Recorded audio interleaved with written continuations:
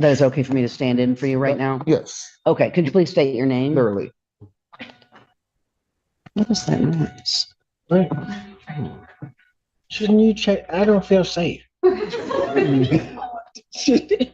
are you just pointing? What? Don't stop. So It'll stop at some point. I feel very safe. Wow, I know. He's like, you are all over it. All right, go ahead. What are we doing? Well, Your Honor, a few things. First of all, I've been in communication with Mr. Burgess and Mr. Arabo, who is representing the victim of the case, Mr. Quasny. Apparently, Mr. Lee called Mr. Arabo and offered to, in exchange, there's a pending case where Mr. Quasny is the defendant of an AMB against Mr. Lee. Mr. Lee contacted Mr. Arabo and offered to essentially not testify in that case if Mr. Quasny agreed not to testify in this case. There are statements that are essentially saying, in exchange for Mr. Quasny, victim in this case, not testifying, I will also not testify. That is highly concerning, of course. I was given this information yesterday. I asked Mr. Arabo to forward that call to myself, Mr. Burgess, and the officer in charge because we want it documented for potential additional charges. But this all transpired yesterday. We got the recording as of this morning. With that said, of course, I think it's appropriate to have an adjournment. Mr. Burgess agrees with that. But does that recording indicate that? Yes, Your Honor, have either one. Okay. I myself have not listened to the recording. I was just asked to stand in on behalf of Mr. Burgess. He's at a hearing in Lansing. However, I did speak to Mr. Lee about it today. Mr. Lee indicates he indicated some of the content of the conversation to me. He also indicated, just FYI, that he himself recorded it. But just so that I have this right, the defendant, because of something else, is urging, enticing, or in some other way interfering with testimony of witnesses in this case. I can't agree to that characterization because I haven't heard it. I don't know. Well, you want to listen to, because that's what I'm being told. But yes, I understand. I understand that is what's being presented. I also want to indicate that. Go ahead. I'm sorry. Mr. Lee has indicated to me some things. I have advised him to be careful of what he would want to say to Your Honor, but he seems to feel that he needed to make that phone call because he wants to move to have Mr. Burgess removed and he wants to get a different attorney. Mr. Lee has indicated to me he also wants to address the court. I again did advise him I would not go into the content of that conversation as there could be potential pending new charges. With that said, Mr. Lee, what is it you wanted to say?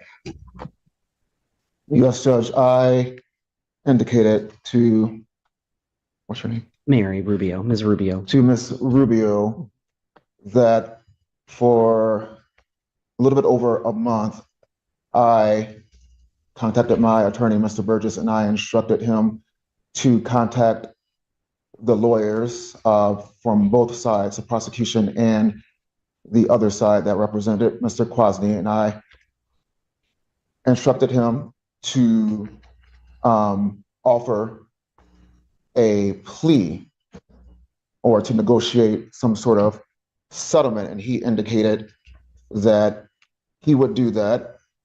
He indicated that he had done that. He indicated that he had reached out to Mr. Arabo and the prosecutor regarding making some sort of plea agreement.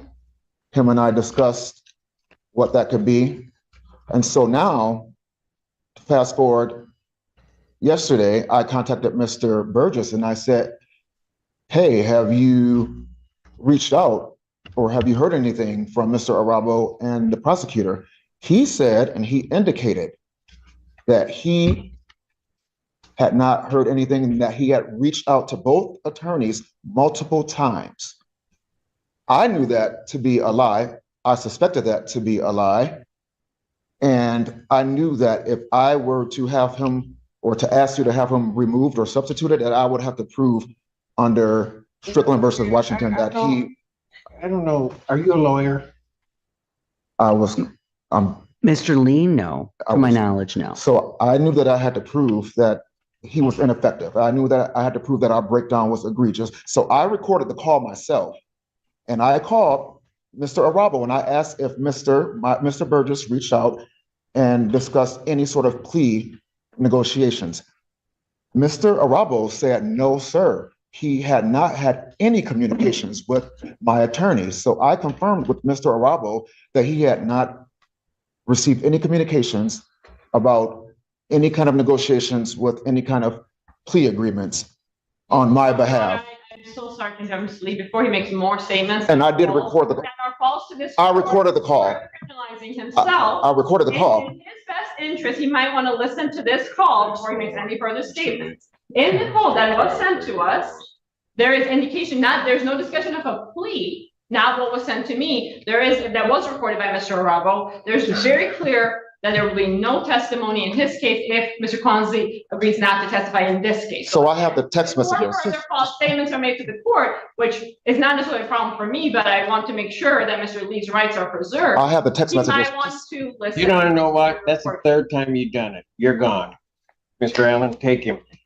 You better get Mr. Burgess down here because I want to hear those calls because if he's interfered with it, that's going to be a whole other issue. I will try to reach him, but I know he is in Lansing, so I'm not certain. Well, even if he appears, right? Has Mr. Burgess heard the calls?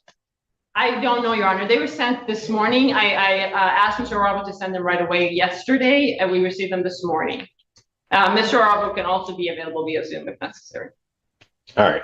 Okay. I'm just letting you know that what I'm hearing is extremely disturbing. I completely understand that. And so I'm gonna give an opportunity for the defense to give me some explanation, but I'm inclined at this point, I'm gonna hold him in custody. I'm inclined at this point to revoke. Good afternoon, Your Honor. May it please this honorable court, Joseph Arabo on behalf of Stephen Kwasny. All right. And I'm presuming everybody except the court has heard the phone call. What I heard was the recording the prosecutor gave me, which appears to be a less than 2-minute portion of a phone call. I think she would agree it's not an entire phone call. That's correct, Your Honor. It's what Mr. Arabo sent me, as well as Mr. Burgess and law enforcement as this morning. All right. And that portion of the phone call, as the court is to understand, is basically this defendant speaking with, is it directly with the victim in this case? No. No, An Your Honor. attorney. It's with Mr. Arabo, who's the attorney for the victim. All right. And basically offering to not provide testimony in another case if his client doesn't provide testimony in this criminal proceeding. That is how I would characterize it, Your Honor. If Mr. Arabo has additional information or different information, he's welcome to. Yes. Mr. Yeah, just to clarify the record, that's a portion of a phone call because I didn't anticipate to record the entire thing. I didn't know who was calling me. And then once I realized what this was, which is an attempt to extort and use this other case that he filed against the victim in this matter to use as leverage to have this conversation at a future point in time, I was quick enough to get on my computer and record it so that the court is aware of what's going on in the matter where I represent Mr. Kwasny, who's the victim in this matter, which is the first matter before the court.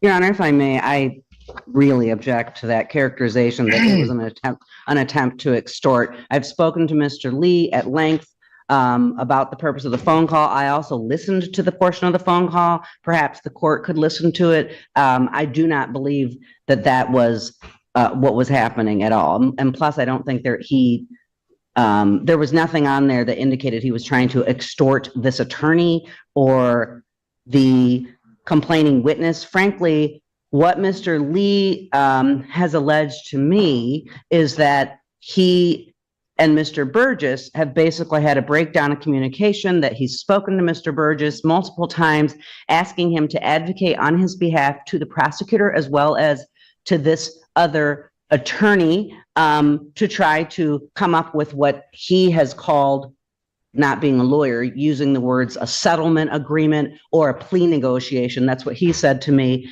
And that he had the feeling that Mr. Burgess had not, in fact, made this phone call. So he then called this attorney, and right in the phone call, Because it would have been unethical for Mr. Burgess to try to say, my client won't testify in this other matter. Of course. If that, right? That's Well, what Mr. Burgess may not have done. and that may very well be, but Mr.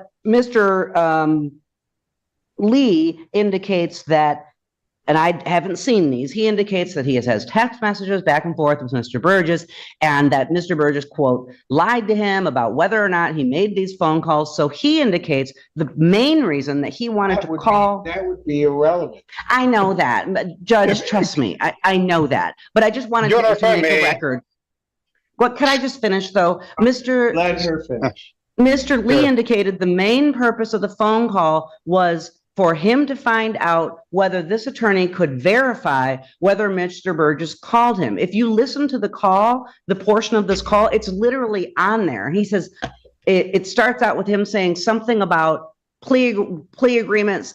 The call, it's interrupted. And I believe because counsel didn't realize he was going to need to record this. But anyway, it starts out with him, Mr. Lee, saying something about plea agreement, settlement agreement. Did Mr. Burgess call you to try to, see if I wouldn't testify and then your client wouldn't testify? Yes, he says that. But then he goes on to say, because my lawyer said he called you, and then this attorney confirms what Mr. Lee was trying to find out. And this attorney says, no. You see how easy it was to reach me. I didn't talk to anybody named Burgess. That's what he says. So I'm just indicating that Mr. Lee states that was the main purpose of his call, because he claims he wanted to come in here today and tell Your Honor that he did not want to have Mr. Burgess represent him anymore because he feels Mr. Burgess is lying to him. I'm just representing to you what Mr. Lee has told me.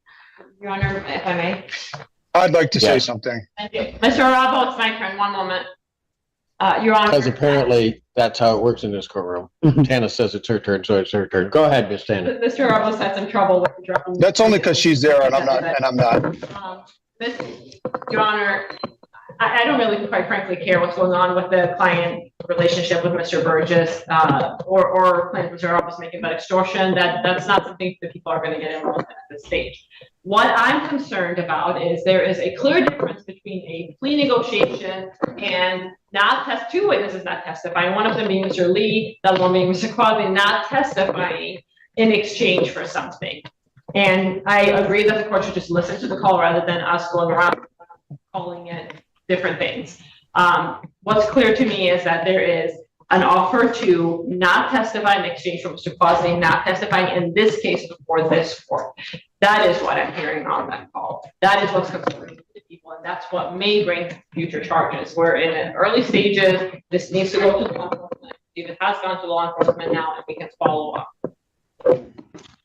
Mr. Arabo. Your Honor, as you know, I'm a defense attorney. I think Ms. Rubio is really grasping at straws here to try to help her client. But here's what it is. It's not a plea. We heard her say plea. A plea means a reduction to something other than what he's being charged with, not a dismissal, which is clearly being indicated in this. Second, what's happened here is you could see clearly there has been a subsequent case filed. I don't know how this slipped between the cracks, because in over 10 years of practicing, I've never seen something like this, where a victim turns into a defendant during a pending case. Never seen anything like this. So Mr. Lee has done this intentionally so that he can one day use it as leverage to contact me or have somebody else contact me or whoever's representing Mr. Kwasny, so that he could use it as a negotiation tactic. And what he's engaged in is third-party communication to get through to Mr. Kwasny in violation of his bond. That's number one. He's got a no contact order. Second, this is witness tampering. You don't want to call it extortion. Let's find something else. It is witness tampering. He's trying to tamper with Mr. Kwasny using the leverage that he created. And I don't know how the prosecutor's office allowed this to happen. Somebody wasn't monitoring things properly, but this is what's happened. First ever time I've ever seen anything like this, and it needs to be handled. It needs to be handled. It's going to be handled. Okay. Can we listen to the call? Everybody Yes, listened to it already. Can somebody send it to Ms. Weidling, and I will then be more than happy to listen, or if there's an easier way for me to do it, I'll do it. Let's take the defendant back and or listen to the call. I can give my decision. You have to go back. To you. I'll handle that coming back out. So.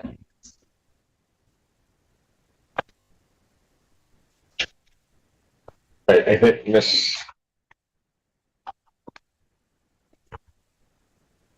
Atkins on that. So bring me that. Court's going to stand in recess. Everybody can remain seated. Bring. And I got this here. And I should have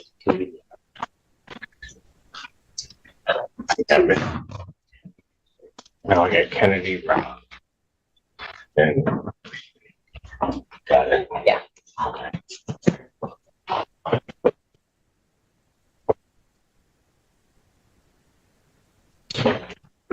Court does recall the case of the People's State of Michigan versus Larry Lee. Good afternoon, Your Honor. Marie Tanhouse, Assistant Prosecuting Attorney on behalf of the people. And Mary Rubio on behalf of Mr. Lee, who is approaching. Get your name, please. Okay. The issue is in this case that, first of all, we're adjourning the hearing over. I believe we are. That was what I thought we were doing in the beginning. Well, it's got to stay before me. So. I know Mr. Burgess is already going to be here on July 1st. I just wanted to put that out there. Yes, but I'm not on the. Oh. I'm on the bench, but I'm not doing these. Okay. So. Set his preliminary examination July to defendant's request. So my next date is July 22nd, 2025, and that's another 12 p.m. start because God, I love that. All right. With reference to bond in this case, I've listened to the recording. I'm not going to say there's an over exaggeration or an under exaggeration. I mean, I think it's relatively clear when somebody very clearly points out an exchange or quid pro quo regarding me not testifying and this other person not testifying, and that is the exchange. I don't know that you get a clearer indication of somebody that is attempting, and especially when they circumvent their attorney, of somebody trying to sort of tamper with and obstruct a case. It couldn't be clearer. I mean, and quite frankly, I don't think there's any design to necessarily frost it over or anything along those lines. I think the idea or what Mr. Lee is saying about what Mr. Burgess wouldn't do is quite frankly just a ruse to hide his own desire to have the exchange that he was speaking with counsel about. Given that, and the court having heard that, with reference to this case, the defendant's bond is hereby ordered revoked based upon the court's hearing of that bond violation. Your Honor, can I just raise two issues? Before all of this happened, Mr. Lee expressed to me and attempted to express to the court his, as I'm sure the court has gleaned, his displeasure with Mr. Burgess. So I do think given some of Mr. Lee's allegations against Mr. Burgess, it may be best if someone else is appointed to the case. I know he doesn't want Mr. Burgess. And that's fine. I don't know whether or not he doesn't want Mr. Burgess or not. because I think, as I'm indicating, I think that notion of Mr. Burgess not doing something and then his checking is simply a ruse for him to try to get the message that I want this quid pro quo, this exchange. And I'm not accusing Mr. Burgess of anything. I'm just trying to represent what Mr. No, Lee has and told me. I understand that. And Mr. Lee I is think about when jumping you- out of his skin trying to talk, just so you know. And so when you talk to Mr. Burgess, if Mr. Burgess, if he believes that that's the appropriate step, he can bring that motion before this court and the court will hear it in the day that I'm on. Mr. Lee, I will let you talk in a moment, but I'm going to finish this. Revoking your bond because of what is a clear violation of the bond regarding, I mean, I think it's an attempt to try to get indirect contact as well as obstruct these proceedings. Because that was accomplished in the manner it was, and I'm not sure that I can trust you with reference to no context and the like, we're at least going to get through this. I am going to, subject to a hearing, defendant's phone privileges for the jail are also revoked. What did you wish to say, sir?